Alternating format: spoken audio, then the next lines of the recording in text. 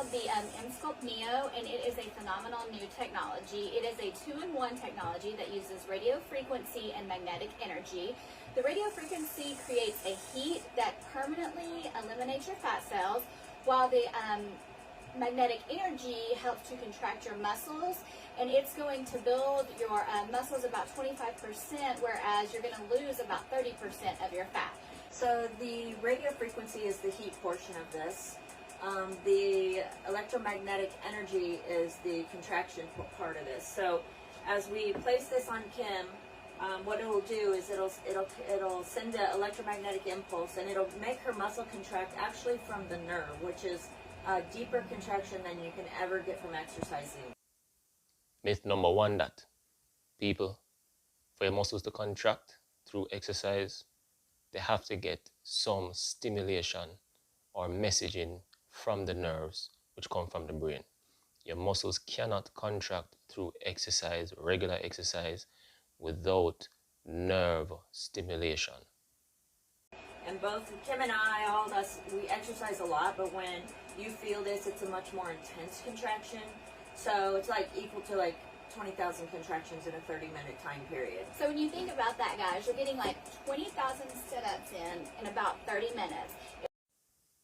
All right, people, so no doubt this technology does have its place. From just off the top of my head, I can say that if you are an individual who would have suffered from, let's just say, some degree of muscle trauma, muscle tearing, surgery, where in which you're being advised to have no form of movement of the limb, but you need to maintain strength of the muscles to at least assist you with your recovery and even rehabilitation, then this piece of technology would be very well. It will work wonders in that respect. But there are certain things that when I listen to, make me have to say, all right, sounds good, but what happened to the drawbacks?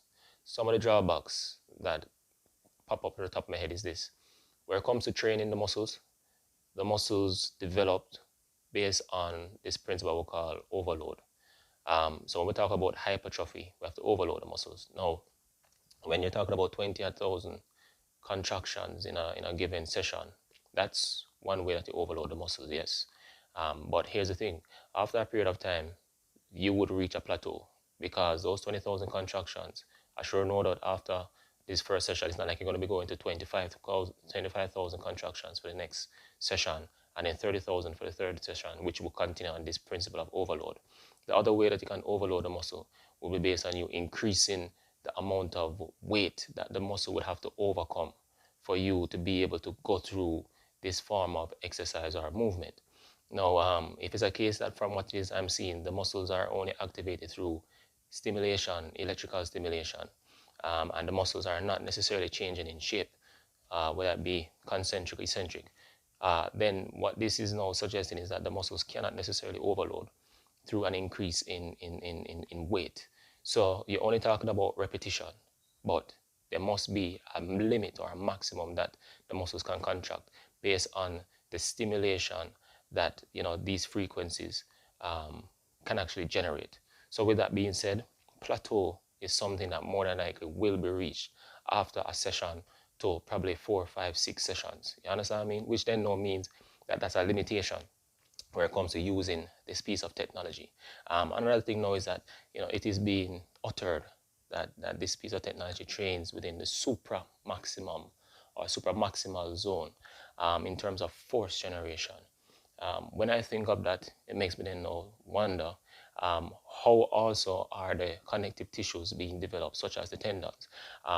In this case now, you can say that these muscles are being stimulated and they're not changing shape. So you will say that this is, say for example, an isometric contraction. Think of, say for example, you being in a plank position, right? Now you just doing planks, your body moves on what we call specificity in terms of training. So when you train a particular way, your body develops accordingly. But if it's a case that now you want to change an approach towards how you move, your body would have to adapt. If this is the way how you train your muscles to contract, then after a period of time you will be limited, which means that should you then now try to resort to, let's just say, typical abdominal crunches, and you have to move with speed, like just say for example you're frightened and you need to get up quickly out of your bed, chances are you can experience some form of injury. Why? Because the muscles may be used to contracting at a supramaximal zone, but the tendons, right, and the ligaments are not accustomed to that kind of range of force or degree of force, and in so doing, chance of injury increase. This is generally what happens when, let's just say for example, talk about hamstring tears, where you can think about strengthening the hamstrings, but the tendons are not as strong to manage those forces like in sprinting, and as a result, they have hamstring tears. So that's something that make me have a question, the supramaximal zone. And it's also a case that we have to be careful in terms of how we're using these terminologies, right? Because when you exercise, right, and you exercise in what we call a strength training zone, in the typical gym setting, where you're going to be, let's just say, doing the squat, and you're doing a squat that is beyond what it is that you generally can manage. So you will say it's your 1 rep max. That is you training a supra maximum zone. So you can achieve that in the gym, or you can achieve that by you just doing traditional exercises with a trainer. So that's another claim that I would say is a myth. And even the claims in terms of it melting fat, those keywords which sounds like it talking about, cell death, you know what I mean, necrosis. At the end of the day, I think that those claims need to be backed by the research, right? Because I think that's a bit kind of far-fetched. What I would say is that based on more than likely the heat stimulation and muscular contraction, then yes, you would have a degree of fat being released from the fat cells, which is there for energy. And if it's a case that the muscles are activated, then they will be utilized as energy. So chances are you can experience muscle pump. And with this muscle pump, you can see where you may have butt lift, and it may be a case that your midsection can also reduce because of the fact that you have greater fat mobilization.